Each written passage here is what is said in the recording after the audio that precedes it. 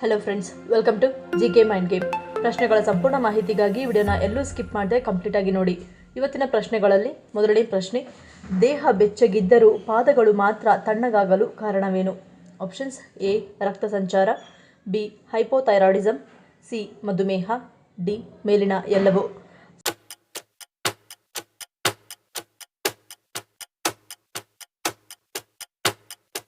ಸರಿಯಾದ ಉತ್ತರ option A ಮತ್ತು ಬಿ. ದೇಹವು ತುಂಬಾ ಬಿಸಿಯಾಗಿದ್ದರೂ ಸಹಿತ ಪಾದಗಳು ತುಂಬಾ ತಣ್ಣಗಾಗುವ ಸಮಸ್ಯೆಯನ್ನು ಹೈಪೋಥರ್ಮಿಯಾ ಎಂದು ಕರೆಯಲಾಗುತ್ತದೆ. ಹೀಗೆ ದೇಹದ ಒಂದು ಭಾಗ, ಅದರಲ್ಲೂ ಪಾದಗಳು ತುಂಬಾ ತಣ್ಣಗೆ ಇರುವುದು ಯಾವುದೇ ರೀತಿಯ ಆರೋಗ್ಯ ಸಮಸ್ಯೆ ಅಥವಾ ವಾತಾವರಣದ ಪರಿಣಾಮದಿಂದ ರಕ್ತ ಸಂಚಾರದ ಮೇಲೆ ಪರಿಣಾಮ ಉಂಟಾಗಿ ಹೀಗೆ ಆಗುವ ಸಾಧ್ಯತೆಯೂ ಇರುತ್ತದೆ. ಹೈಪೋಥೈರಾಯ್ಡಿಸಂನಿಂದಾಗಿ ಥೈರಾಯ್ಡ್ ಗ್ರಂಥಿಗಳು ಹಾರ್ಮೋನ್ಗಳನ್ನು ಸರಿಯಾಗಿ ಉತ್ಪತ್ತಿ ಮಾಡದೇ ಇದ್ದರೆ ಇದರಿಂದ ಪಾದಗಳು ತಣ್ಣಗಾಗುತ್ತವೆ. ಈ ಹಾರ್ಮೋನ್ ಅಸಮತೋಲನದಿಂದಾಗಿ ಚಯಾಪಚಯ ನಿಧಾನವಾಗುವುದು ಮತ್ತು ದೇಹದ ತಾಪಮಾನವು ತಗ್ಗುವುದು. ಹೈಪೋಥೈರಾಯ್ಡಿಸಂನಿಂದಾಗಿ ಬಳಲಿಕೆ ಮತ್ತು ತೂಕ ಹೆಚ್ಚಳವು ಉಂಟಾಗುವುದು. ಪಾದಗಳು ತಣ್ಣಗಾಗುವುದರ ಜೊತೆಗೆ ಈ ಲಕ್ಷಣಗಳು ಇದ್ದರೆ ಆಗ ಥೈರಾಯ್ಡ್ ಪರೀಕ್ಷೆ ಮಾಡಿಸಿಕೊಳ್ಳುವುದು ಉತ್ತಮ. ಎರಡನೇ ಪ್ರಶ್ನೆ, ಅತಿಯಾಗಿ ಪನ್ನೀರ್ನಿಂದ ತಯಾರಿಸಿದ ಆಹಾರಗಳನ್ನು ತಿನ್ನುವುದರಿಂದ ಏನಾಗುತ್ತದೆ? ಆಪ್ಷನ್ಸ್: ಎ ತೂಕ ಹೆಚ್ಚಳ, B BP, C kidney stone, D ಮೇಲಿನ ಎಲ್ಲವೂ.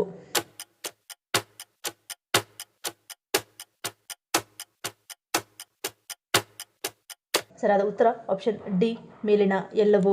ಅತಿಯಾದ ಪನ್ನೀರ್ ಸೇವನೆಯು ಅದರ ಸ್ಯಾಚುರೇಟೆಡ್ ಕೊಬ್ಬಿನಾಂಶದಿಂದಾಗಿ ಕೊಲೆಸ್ಟ್ರಾಲ್ ಮಟ್ಟವನ್ನು ಹೆಚ್ಚಿಸುತ್ತದೆ. ಇದು ಹೃದಯ ಸಂಬಂಧಿ ರೋಗಗಳ ಅಪಾಯವನ್ನು ಹೆಚ್ಚಿಸುತ್ತದೆ. ಪನ್ನೀರ್ನಲ್ಲಿ ಹೆಚ್ಚಿನ ಲ್ಯಾಕ್ಟೋಸ್ ಅಂಶದಿಂದಾಗಿ ಹೊಟ್ಟೆ ಉಬ್ಬುವುದು, ಗ್ಯಾಸ್, ಹೊಟ್ಟೆ ಸೆಳೆತ, ಅಸ್ವಸ್ಥತೆ ಮತ್ತು ಅಜೀರ್ಣ ಸಾಮಾನ್ಯವಾಗಿರುತ್ತದೆ. ಪನ್ನೀರ್ನಲ್ಲಿ ಸೋಡಿಯಂ ಹೆಚ್ಚಿನ ಪ್ರಮಾಣದಲ್ಲಿರುವುದರಿಂದ ಇದು ಕೆಲವರಲ್ಲಿ ಅಧಿಕ ರಕ್ತದೊತ್ತಡದ ಸಮಸ್ಯೆಗಳಿಗೆ ಕಾರಣವಾಗುತ್ತದೆ. ಪನ್ನೀರ್ನಲ್ಲಿರುವ ಹೆಚ್ಚಿನ ಕ್ಯಾಲ್ಸಿಯಂ ಅಂಶವು ಮೂತ್ರಪಿಂಡದ ಕಲ್ಲುಗಳ ರಚನೆಗೆ ಕಾರಣವಾಗುತ್ತದೆ. ಆದ್ದರಿಂದ ಪನ್ನೀರ್ ಪೌಷ್ಟಿಕಾಂಶದ ಪ್ರಯೋಜನಗಳನ್ನು ಹೊಂದಿದ್ದರೂ ಋಣಾತ್ಮಕ ಅಡ್ಡ ಪರಿಣಾಮಗಳನ್ನು ತಪ್ಪಿಸಲು ಅದನ್ನು ಮಿತವಾಗಿ ಸೇವಿಸುವುದು ಒಳ್ಳೆಯದು. ಮೂರನೇ ಪ್ರಶ್ನೆ, ನಮ್ಮ ಹೊಟ್ಟೆ ಸಂಪೂರ್ಣವಾಗಿ ಶುದ್ಧಿಯಾಗಲು ಯಾವುದು ಸಹಾಯ ಮಾಡುತ್ತದೆ? ಆಪ್ಷನ್ಸ್: ಎ ಬಿಸಿ ನೀರು, ಬಿ ಎಳನೀರು, ಸಿ ಸೋಂಪು ನೀರು, ಡಿ ತಣ್ಣನೆಯ ಹಾಲು.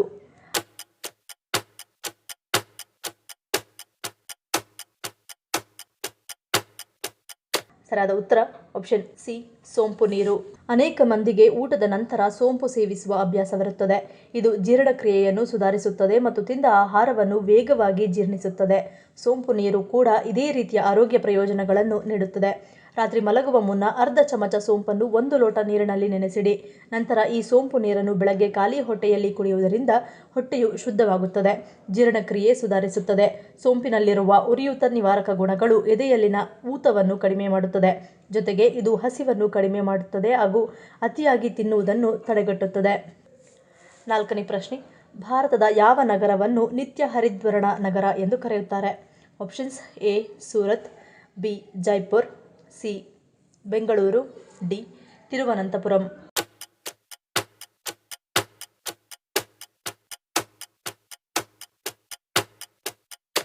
ಸರಿಯಾದ ಉತ್ತರ ಆಪ್ಷನ್ ಡಿ ತಿರುವನಂತಪುರಂ.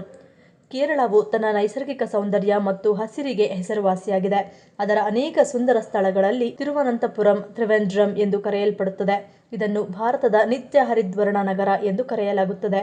ಈ ಜಿಲ್ಲೆಯು ಸೊಂಪಾದ ಭೂದೃಶ್ಯಗಳು ಮತ್ತು ಪ್ರಶಾಂತತೆಯಿಂದಾಗಿ ಅದರ ಅಡ್ಡ ಹೆಸರನ್ನು ಪಡೆದುಕೊಂಡಿದೆ. ಐದನೇ ಪ್ರಶ್ನೆ, ಯಾವ ಸಮಸ್ಯೆ ಇರುವವರು ಆಮ್ಲ ಅಥವಾ ಬೆಟ್ಟದ ನೆಲ್ಲಿಕಾಯಿಯನ್ನು ತಿನ್ನುವುದು ಸುರಕ್ಷಿತವಲ್ಲ? Options: A low BP, B ಮಲಬದ್ಧತೆ, ಸಿ ಹೃದಯ ಕಾಯಿಲೆ, ಡಿ ಮೇಲಿನ ಎಲ್ಲವೂ.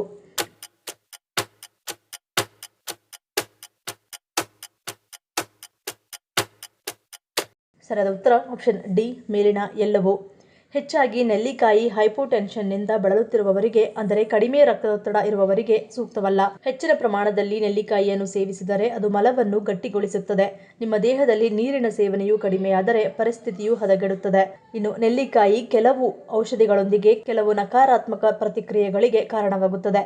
ಆದ್ದರಿಂದ ಹೃದ್ರೋಗದಿಂದ ಬಳಲುತ್ತಿರುವವರು ವೈದ್ಯರ ಸಲಹೆಯೊಂದಿಗೆ ಮಾತ್ರ ನೆಲ್ಲಿಕಾಯಿಯನ್ನು ಸೇವಿಸುವುದು ಉತ್ತಮ. ಇನ್ನು ಕೆಲವರಿಗೆ ನೆಲ್ಲಿಕಾಯಿಯ ಅಲರ್ಜಿ ಇರುತ್ತದೆ. ಅದರ ಪರಿಣಾಮವಾಗಿ ವ್ಯಕ್ತಿಯು ಹೊಟ್ಟೆ ಸೆಳೆತ, ವಾಕರಿಕೆ, ವಾಂತಿ, ಅತಿಸಾರ, ಹೊಟ್ಟೆ ನೋವು ಮತ್ತು ಬಾಯಿಯ ಸುತ್ತ ಊತ, ಉಸಿರಾಟದ ಅಡಚಣೆ, ಮುಖದ ಮೇಲೆ ತುರಿಕೆ, ತಲೆನೋವು ಮತ್ತು ತಲೆ ತಿರುಗುವಿಕೆಯಂತಹ ಕೆಲವು ಆರೋಗ್ಯ ಸಮಸ್ಯೆಗಳನ್ನು ಅನುಭವಿಸುತ್ತಿದ್ದರೆ ನೆಲ್ಲಿಕಾಯಿಯಿಂದ ದೂರ ಉಳಿಯುವುದು ಉತ್ತಮ. ಆರನೇ ಪ್ರಶ್ನೆ, ಯಾವುದರಲ್ಲಿ ಕರಗದಿರುವ ನಾರಿನ ಅಂಶ ಹೆಚ್ಚಾಗಿ ಕಂಡುಬರುತ್ತದೆ? ಆಪ್ಷನ್ಸ್ ಎ ಮಾಂಸ, ಬಿ ಅಣಬೆ, ಸಿ ಬಟಾಣಿ, ಡಿ ಅವರೆಕಾಯಿ.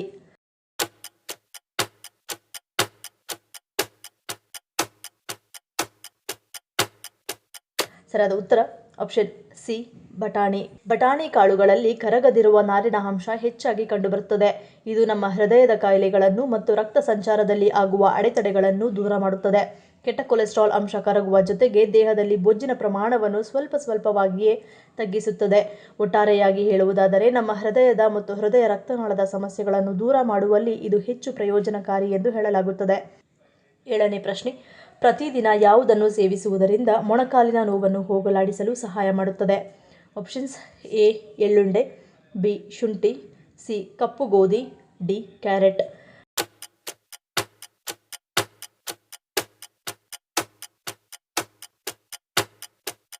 ಸರಿಯಾದ ಉತ್ತರ ಆಪ್ಷನ್ ಎ ಎಳ್ಳುಂಡೆ. ಚಳಿಗಾಲದಲ್ಲಿ ಪ್ರತಿದಿನ ಮಧ್ಯಾಹ್ನ ಒಂದು ಮನೆಯಲ್ಲಿ ತಯಾರಿಸಿದ ಎಳ್ಳುಂಡೆಯನ್ನು ಸೇವಿಸುವುದರಿಂದ ಮೊಣಕಾಲು ನೋವನ್ನು ಹೋಗಲಾಡಿಸಲು ಸಹಾಯ ಮಾಡುತ್ತದೆ, ಮೂಳೆಗಳನ್ನು ಬಲಪಡಿಸುತ್ತದೆ, ಜೀರ್ಣಶಕ್ತಿಯನ್ನು ವೃದ್ಧಿಸುತ್ತದೆ ಮತ್ತು ಎಳ್ಳುಂಡೆಯು ಪ್ರೋಟೀನ್ನ ಅತ್ಯುತ್ತಮ ಮೂಲವಾಗಿರುವುದರಿಂದ ಪ್ರತಿದಿನ ಕನಿಷ್ಠ ಒಂದು ಎಳ್ಳುಂಡೆಯನ್ನು ಸೇವಿಸುವುದು ಆರೋಗ್ಯಕರ. 8ನೇ ಪ್ರಶ್ನೆ, ಚಳಿಗಾಲದಲ್ಲಿ ಹೆಚ್ಚಾಗಿ ಕಾಡುವ ಕ್ಯಾಲ್ಸಿಯಂ ಕೊರತೆಯನ್ನು ನೀಗಿಸಲು ಯಾವುದನ್ನು ಸೇವಿಸಬೇಕು?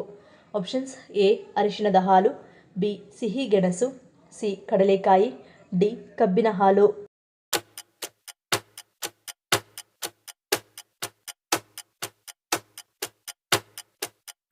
ಸರಿಯಾದ ಉತ್ತರ ಆಪ್ಷನ್ ಡಿ ಕಬ್ಬಿನ ಹಾಲು. ಉತ್ಕರ್ಷಣ ನಿರೋಧಕಗಳೊಂದಿಗೆ ಪ್ಯಾಕ್ ಮಾಡಲಾದ ಕಬ್ಬಿನ ರಸವು ಸೋಂಕಿನ ವಿರುದ್ಧ ಹೋರಾಡಲು ಸಹಾಯ ಮಾಡುತ್ತದೆ ಮತ್ತು ಶೀತ ಋತುವಿನಲ್ಲಿ ನಿಮ್ಮ ಪ್ರತಿರಕ್ಷಣಾ ವ್ಯವಸ್ಥೆಯನ್ನು ಬಲಪಡಿಸುತ್ತದೆ. ಇದರ ನೈಸರ್ಗಿಕ ಸಕ್ಕರೆಗಳು ತ್ವರಿತ ಶಕ್ತಿಯ ಉತ್ತೇಜನವನ್ನು ನೀಡುತ್ತವೆ, ಚಳಿಯ ದಿನಗಳಲ್ಲಿ ನಿಮ್ಮನ್ನು ಸಕ್ರಿಯವಾಗಿರಿಸುತ್ತದೆ. ಕ್ಯಾಲ್ಸಿಯಂನಲ್ಲಿ ಸಮೃದ್ಧವಾಗಿರುವ ಕಬ್ಬಿನ ರಸವು ಬಲವಾದ ಮೂಳೆಗಳನ್ನು ಉತ್ತೇಜಿಸುತ್ತದೆ, ಇದು ಚಳಿಗಾಲದ ಪೋಷಣೆಗೆ ಪರಿಪೂರ್ಣವಾಗಿಸುತ್ತದೆ. ಚಳಿಗಾಲದಲ್ಲಿ ಕಬ್ಬು ನಿಮ್ಮ ದೇಹದಲ್ಲಿ ರಕ್ತ ಮತ್ತು ಕ್ಯಾಲ್ಸಿಯಂ ಅನ್ನು ಹೆಚ್ಚಿಸುವ ಮೂಲಕ ಆರೋಗ್ಯವನ್ನು ಕಾಪಾಡುತ್ತದೆ. ಕಬ್ಬು ನಿಮ್ಮ ದೇಹದ ಜೀರ್ಣಾಂಗ ವ್ಯವಸ್ಥೆಯನ್ನು ಬಲಪಡಿಸುತ್ತದೆ ಮತ್ತು ತೂಕವನ್ನು ಕಡಿಮೆ ಮಾಡಲು ಸಹಾಯ ಮಾಡುತ್ತದೆ. ಕಫ ಸೇರಿದಂತೆ ಅನೇಕ ರೀತಿಯ ಆರೋಗ್ಯ ಸಮಸ್ಯೆಗಳು ನಿಮ್ಮನ್ನು ಕಾಡುತ್ತಿದ್ದರೆ ಕಬ್ಬಿನ ರಸದಿಂದ ದೂರ ಉಳಿಯುವುದು ಉತ್ತಮ. 9ನೇ ಪ್ರಶ್ನೆ, ಸ್ನಾನದ ನಂತರ ಮೊದಲು ದೇಹದ ಯಾವ ಭಾಗವನ್ನು ಒರೆಸುವುದರಿಂದ ಕೈಯಲ್ಲಿ ಹಣ ಉಳಿಯುತ್ತದೆ? ಆಪ್ಷನ್ಸ್ ಎ ತಲೆ, ಬಿ ಬೆನ್ನು, ಸಿ ಮುಖ, ಡಿ ಎದೆ.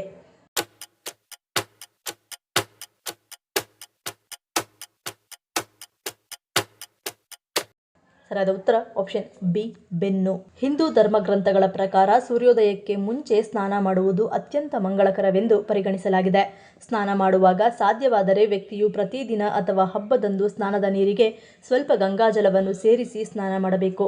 ಇದರೊಟ್ಟಿಗೆ ಸ್ನಾನ ಮಾಡಿದ ನಂತರ ಮೊದಲು ಬೆನ್ನನ್ನು ಒರೆಸಿಕೊಳ್ಳಬೇಕು. ಇದರಿಂದ ಲಕ್ಷ್ಮಿಯ ಆಕರ್ಷಣೆಗೆ ದಾರಿಯಾಗುತ್ತದೆ, ಕೈಯಲ್ಲಿ ಹಣ ಉಳಿಯುತ್ತದೆ. ದಿನನಿತ್ಯ ಹೀಗೆ ಮಾಡುವುದರಿಂದ ಕೆಲವೇ ತಿಂಗಳುಗಳಲ್ಲಿ ನೀವು ನಿಮ್ಮ ಜೀವನದಲ್ಲಿ ಬದಲಾವಣೆಗಳನ್ನು ಕಾಣಬಹುದು.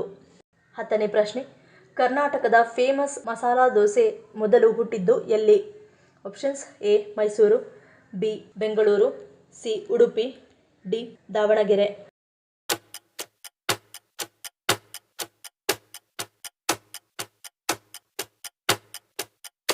ಸರಿಯಾದ ಉತ್ತರ ಆಪ್ಷನ್ ಸಿ ಉಡುಪಿ. ಮಸಾಲಾ ದೋಸೆಯ ಇತಿಹಾಸಕ್ಕೆ ಬಂದರೆ 5ನೇ ಶತಮಾನದಿಂದಲೇ ದೋಸೆ ಚಾಲ್ತಿಯಲ್ಲಿತ್ತು. ಇತಿಹಾಸಕಾರರ ಪ್ರಕಾರ ಪ್ರಾಚೀನ ಕಾಲದಲ್ಲಿ ಕರ್ನಾಟಕದ ಉಡುಪಿಯ ದೇವಸ್ಥಾನದ ಸುತ್ತಲಿನ ಬೀದಿಗಳು ದೋಸೆ ತಯಾರಿಕೆಯಲ್ಲೇ ಹೆಸರುವಾಸಿಯಾಗಿದ್ದವು. ತಮಿಳು ಸಾಹಿತ್ಯದಲ್ಲೂ ಇದರ ಉಲ್ಲೇಖವಿದೆ.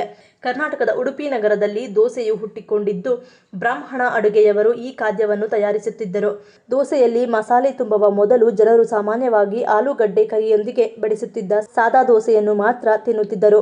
ಒಂದು ಕಥೆಯು ಹೇಳುವಂತೆ ದಕ್ಷಿಣ ಭಾರತದ ಎಲ್ಲ ಹೋಟೆಲ್ಗಳಲ್ಲಿ ಬೆಳಗ್ಗಿನ ಉಪಹಾರವಾಗಿ ದೋಸೆ ದೊರೆಯುತ್ತದೆ. ಆ ಕಾಲದ ಬ್ರಾಹ್ಮಣರು ತಮ್ಮ ವಿಶಿಷ್ಟ ಪದ್ಧತಿಗಳು ಮತ್ತು ನಂಬಿಕೆಗಳಿಂದಾಗಿ ಈರುಳ್ಳಿಯ ಬಳಕೆಯನ್ನು ವಿರೋಧಿಸುತ್ತಿದ್ದರು ಎಂದು ಹೇಳಲಾಗುತ್ತದೆ. ಆದರೆ ಅಡುಗೆ ಮಾಡುವಾಗ ಆಲೂಗಡ್ಡೆ ಕೊರತೆಯಾದರೆ ಈರುಳ್ಳಿಯನ್ನು ಕತ್ತರಿಸಿ ಅದನ್ನು ಆಲೂಗೆಡ್ಡೆ ಮೇಲೋಗರಕ್ಕೆ ಸೇರಿಸುತ್ತಿದ್ದರಂತೆ.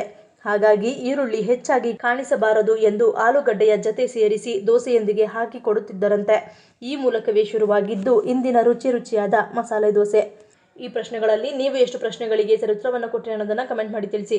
ಈ ವಿಡಿಯೋ ನಿಮ್ಗೆ ಇಷ್ಟ ಆಗಿದ್ರೆ ಮರಿದೇ ಲೈಕ್ ಮಾಡಿ, ಶೇರ್ ಮಾಡಿ, ಸಬ್ಸ್ಕ್ರೈಬ್ ಮಾಡಿ. ನನ್ನ ಚಾನಲ್ನ ಇನ್ನೂ ಸಬ್ಸ್ಕ್ರೈಬ್ ಮಾಡಿದೆ ಹಾಗೆ ವಿಡಿಯೋಸ್ ನೋಡ್ತಿದ್ರೆ ಪ್ಲೀಸ್ ಸಬ್ಸ್ಕ್ರೈಬ್ ಮಾಡಿ, ಸಪೋರ್ಟ್ ಮಾಡಿ. ಮತ್ತೊಂದು ಇಂಟ್ರೆಸ್ಟಿಂಗ್ ವಿಡಿಯೋನಿಗೆ ಸಿಗ್ತೀನಿ. Until love you all, take care.